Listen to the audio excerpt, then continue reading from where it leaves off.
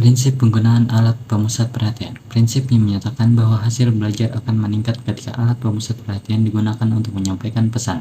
Hal ini didasarkan atas pemikiran bahwa perhatian yaitu terpusatnya mental pada suatu objek memegang peranan penting terhadap keberhasilan belajar.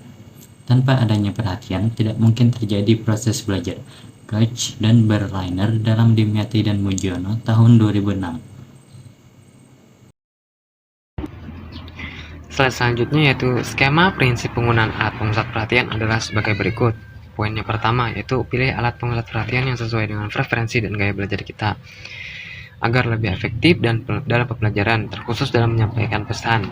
Jadi pilihlah alat yang sesuai dengan preferensi dan gaya belajar kita agar dapat membantu meningkatkan fokus dan dalam memahami pesan.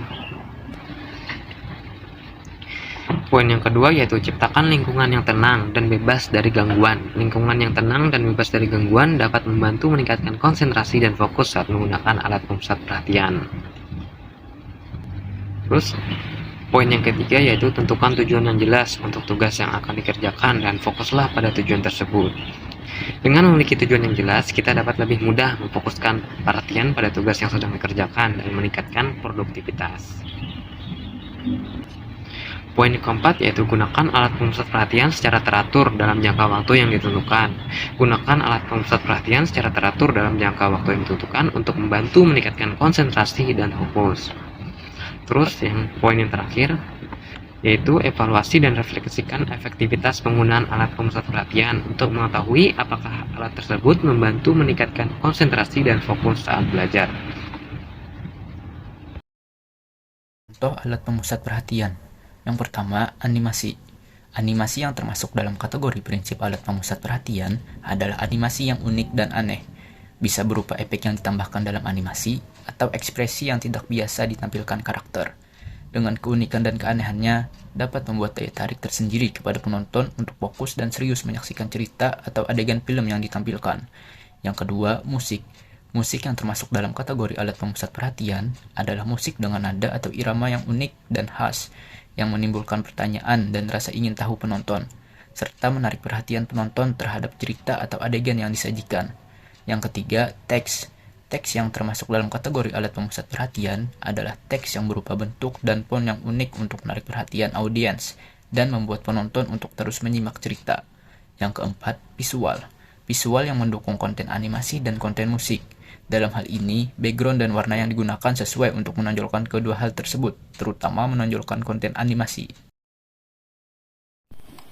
Selanjutnya ada implementasi prinsip-prinsip penggunaan alat pemusat perhatian. Film animasi pada zaman dahulu, Kancil yang Bijak, memuat rangkaian cerita yang mampu menarik perhatian penonton untuk menyaksikan film. Hal tersebut tercermin dengan adanya bentuk sebagai berikut.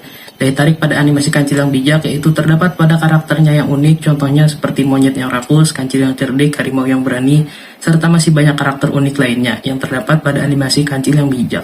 Yang kedua ada daya tarik musik. Daya tarik musik pada animasi Kancil yang terkadang menegangkan, lucu, membuat penasaran akan menjadi daya tarik tersendiri yang membuat penonton menyaksikannya lebih bersungguh-sungguh. Yang ketiga ada daya tarik emosional. Daya tarik emosional berhubungan dengan kebutuhan penonton untuk menonton animasi tersebut. Secara umum, daya tarik emosional menyangkut pada kebahagiaan, ketakutan, kesedihan, kemarahan, dan emosi lainnya. Salah satu contoh pada animasi Kancil yang Bijak seperti karakternya yang menggemaskan, cerita yang menginspirasi, musik yang menyentuh, dan visual yang indah. Yang keempat ada daya tarik humor. Pada sebuah animasi dengan memunculkan adegan-adegan lucu dengan harapan penonton tertawa pada saat menyaksikan animasi tersebut. Contohnya pada animasi si Kancil yang Bijak, yaitu di saat sang kancil mengelabui buaya dengan kecerdikannya untuk menyeberangi sungai. Yang kelima, daya tarik kesalahan.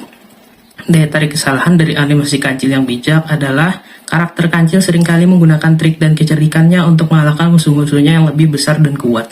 Namun di dalam dunia nyata, trik dan kecerdikan saja tidak cukup untuk mengatasi masalah. Yang keenam ada fabel. Fabel animasi Kancil yang Bijak termasuk dalam sebuah karya fabel. Sebuah fabel menyampaikan pesan dengan cara menggunakan cerita yang mengandung alegori atau simbolisme yang dapat diidentifikasi oleh pembaca atau pendengar. Fabel biasanya menampilkan hewan atau benda-benda yang bersifat manusia dan menggambarkan sebuah situasi atau kejadian dalam kehidupan yang dapat diidentifikasi oleh pembaca atau pendengar. Cara-cara yang digunakan untuk mengarahkan perhatian siswa atau peserta belajar. Yang pertama, mengaitkan materi pelajaran dengan pengalaman atau kehidupan siswa.